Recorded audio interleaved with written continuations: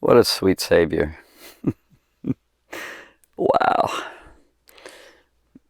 He determined to go to the cross. What was it like for him as a human and God? The emotion of it, the anticipation. It says he despised the shame. It's not like he, really wanted to. He wanted to because he felt the need that you and I have to get rid of our sin problem. And so this whole week, day by day, as he got closer and closer to the cross, I feel nervous. Like there's this sense inside me that, like, what was it like? Just walking towards your death, knowing that you're going to be executed by the people you love. Tremendous love. Greater love hath no man than this, than to lay his life down for his friends. Sweet love of Jesus. It's fantastic. There's nothing greater in the universe than the powerful love of God. Really, really good. Well, there's this one little verse here, which I think is really interesting. What? Mark is the only one that mentioned it out of Matthew, Mark, Luke, John. One last time, maybe. I don't know. I'm going to keep this map here because he comes back out here. So he actually is now in Jerusalem. He's coming through Jerusalem, and he's breaking through the eastern gate. The Golden Gate is what it's called right here. It's sealed now, until the time he comes back. But it was open at that time. He came in here through with the donkey, and then he parted with the donkey and entered right here in this region right here in the wonderful, huge number of football fields. I think I've calculated 23 football fields. That might be an exaggeration, but huge temple built by Herod the Great. So one thing Herod did right. Huge, gorgeous temple right there. This is not the temple. This is a city, but it's big right there. About 1/5 the size of Jerusalem. It's 1/5 of the Jerusalem city. That's pretty large. So he goes into this temple.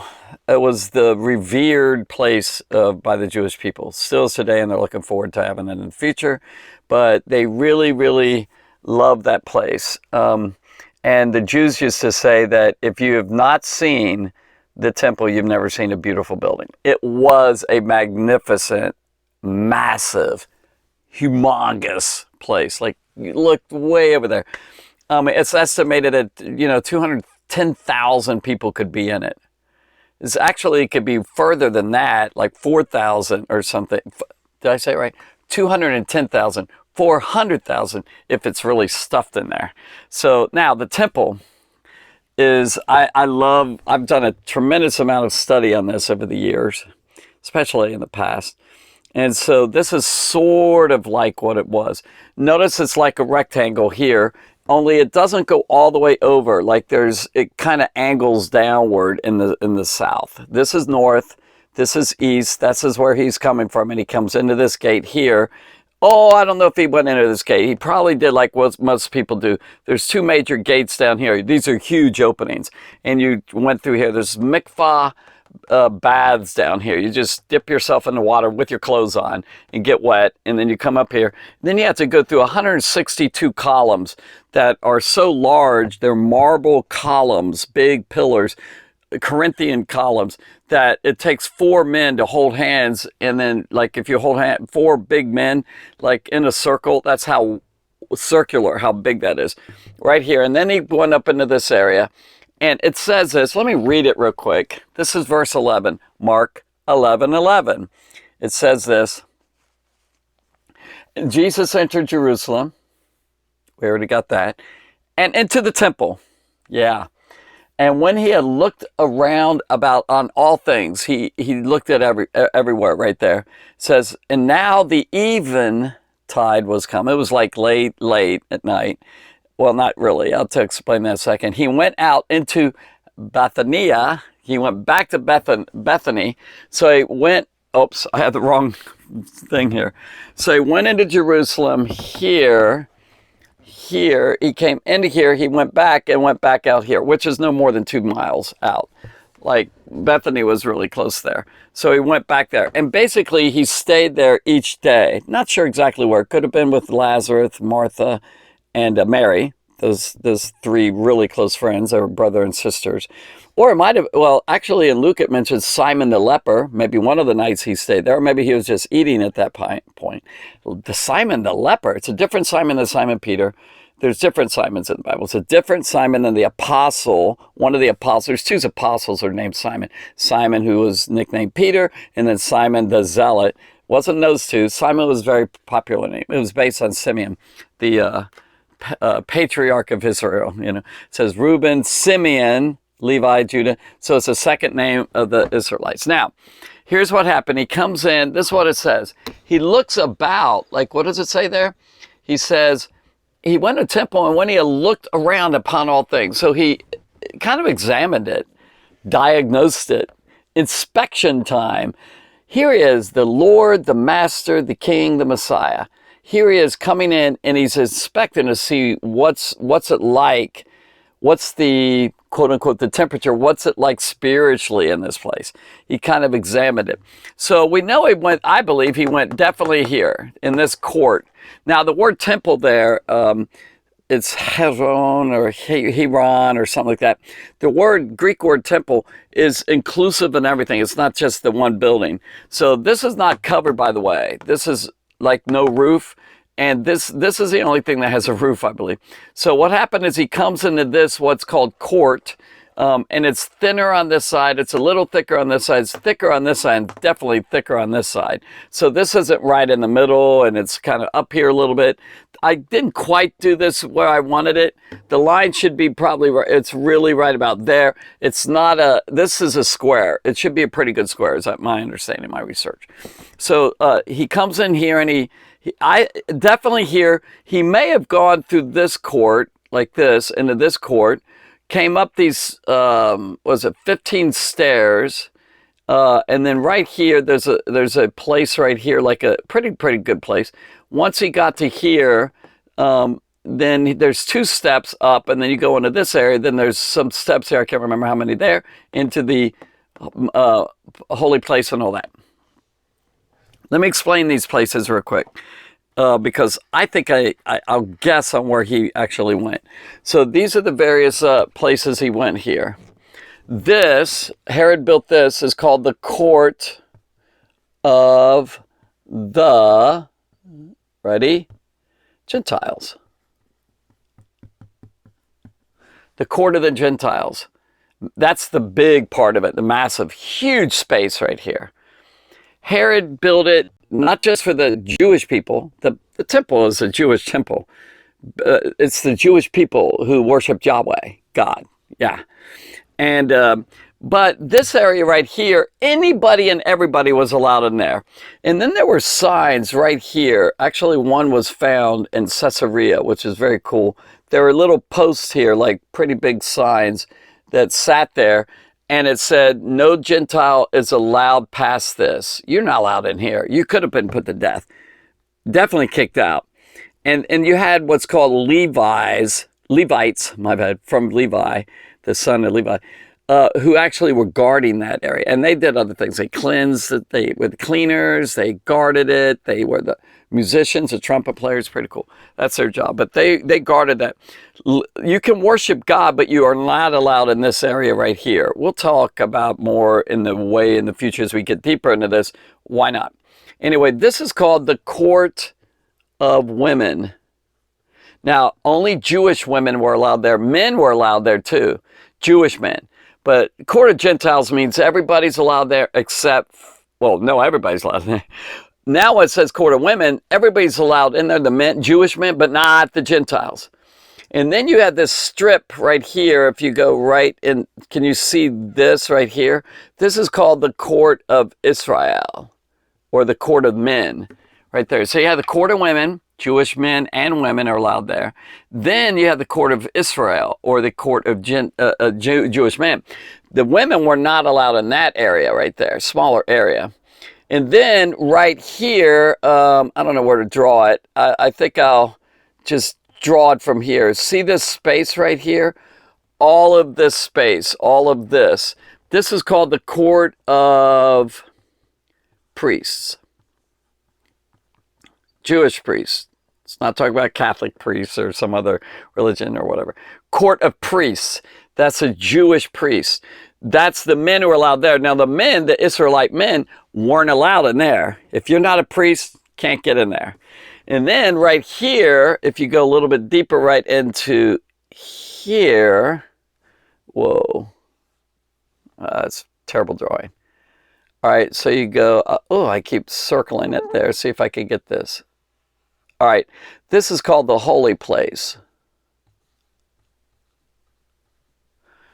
That's terrible writing. It's hard on how I'm positioned here. The holy place, right there.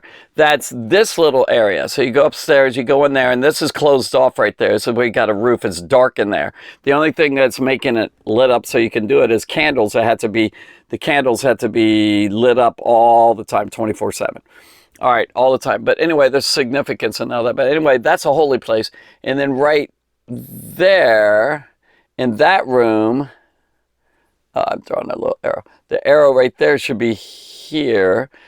This is called the most holy place, or the Holy of Holies. Most holy place.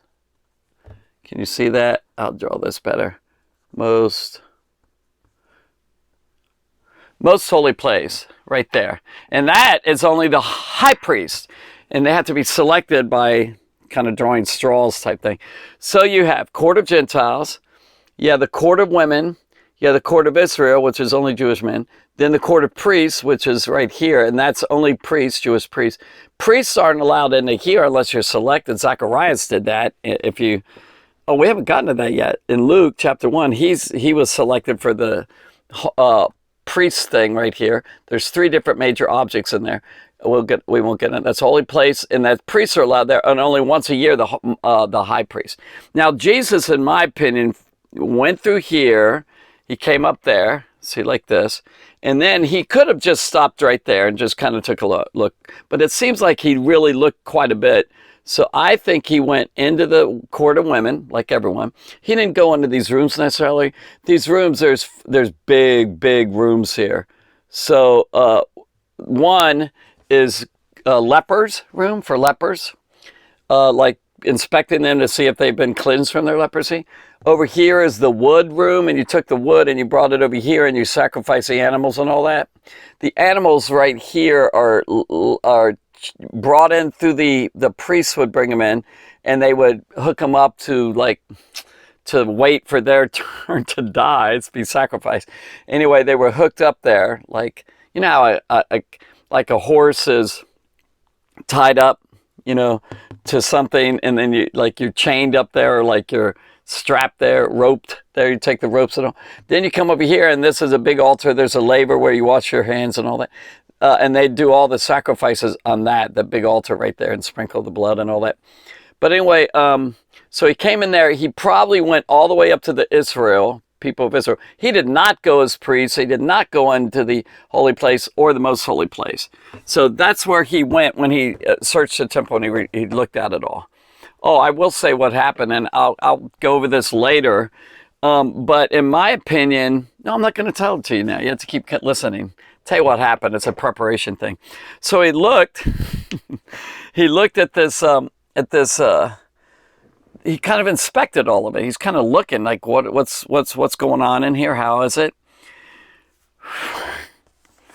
And so it says right here, where is it? It says, and Jesus entered Jerusalem in the temple, and when he looked around about upon all things. So I think that all things that he went all the way, you know, he went all the way to the men of Israel and all. And then, by the way, I mentioned horse. I meant to say this. I forgot about this so much. The donkey that we were talking about, like, was it last video or the video before? That word could be horse or any sort of young animal. But I think it was a donkey because Matthew mentioned was a donkey, and Zechariah 9:9 says it was a donkey that he would come in. I'm just saying that word was more than, you know, it could be a horse or something, which I don't think he came on a horse. But I happened to think of it when I was talking about roping an animal like sheep or goats or bulls or whatever. So yeah, very, very cool. So he went through there and he examined it. It was an inspection. He was kind of taken in the situation, sizing up the situation here. Because the next day he did something astonishing in that temple. And that I'm not going to tell you. So again, it says, let's see, I'll read it out of this translation. The next day as they were leaving, no, it says here, Jesus entered Jerusalem, went to the temple, he looked around on everything, but since it was already late. Now, when it says already late, I think a lot of the people were going now. It's kind of time to go home. It's the evening started. Now, the evening in biblical times is 3 o'clock and on. So the sacrifices, these sacrifices in the temple right here, the last sacrifices were on that big, big altar there at 3 o'clock.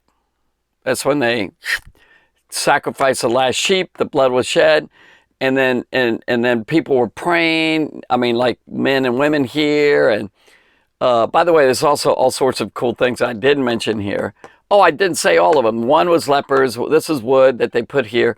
Number 3 over here is the room of oils. They stocked the oils, and the oils help the lamps to burn, and also the oils for cooking the food that they were eating, the sacrifices. And the number 4 right here is a Nazarite room. Like if you had a Nazarite vow and then you went in there and you came back out and the priest would check you and all that. Really cool. Just like the priest would check the lepers up here. All right. Yeah, and then there's 13 different offering things in this thing, which Jesus actually dealt with in another story. But there's 13 different chests, like a chest, a treasure chest, and you dropped your money in. So like one for poor, one for this, one for that, various things, maybe for your sacrifices, and you gave money to the Lord, and all. So, and that money helped pay for the food for the priests and the Levites and all, and also the upkeep of the building, and also some of the sacrifices and all that. So here we go. Where are we? It says, but since it was already late, like late meaning probably 3 o'clock, 4 o'clock, 5 or something, he went out to Bethany with the 12. Now, the Bible doesn't say the 12 were with him, but I think they were. They kind of watched. And how did they know that he went around and looked at it all? He may have told them, and then they wrote it down later, like Peter. Or Peter actually saw him look at everything. He studied it intently. And I think he was really as a preparation for justice coming up. So, by the way, I did write this down. The priests were only, what I was saying earlier, I want to review this real quick. The priests were only allowed in the court of priests, in the holy place and the most holy place, which is only the high priest is allowed there, that one special dude. But anyway, so I kind of said that earlier. I think I've given you what I needed right now. Hope you got it. Hope you're understanding. It's really cool. I love this, though, that just something, what was he doing? He went in and inspected and looked at it. And he didn't make any hasty, quick decisions. He didn't get angry. I'm sure that anger started happening because something was happening in there that was not good at all. But I love how he didn't act on it. Sometimes don't act on everything you feel like you're just going to say something or do something. He went home and slept on it. Like sometimes you have to make a decision. What am I going to do? Just go sleep on it. Go pray. Go wait on God. He waited on God. He prayed. And he came back and he deliberately and coolly, like with coolness, he went in there and he did something like was shocking and made them mad. Not everybody. A lot of people loved it. But the leaders, woo, they did not like what he did at all. And it kind of helped led to the cross, because they started really getting madder and madder and jealous and mad at what he was doing. So they wanted to kill him. And it happened shortly after that, like a few days later. Thank you for listening. I'm so glad that you're joining me. I hope you're enjoying these talks. And just keep in mind, like I said in the beginning, the sweetness of Jesus Christ. How wonderful he was. Very patient, meek, lowly, riding on a donkey, comes in. Nobody in the temple, like the priests and the elders and all that, nobody said, Hosanna, he that cometh in the name of the Lord. As a matter of fact, outside of the temple earlier, a lot of them rebuked Jesus. Some of them were there and they said, stop him from yelling. Even the kids and all that were yelling and all. And Jesus rebuked them back. He said, no, they're going to do it. It's okay. But they did not, they sort of maybe even ignored him as he came in. Don't ignore Jesus. And let's watch what he does coming up here, and watch how he acts. Like he goes in there quietly and just observes and looks around. Ooh, scary. And then he goes and does something pretty strong in the next day. It was the very next day he did this. Thank you much. Appreciate you listening. God bless you.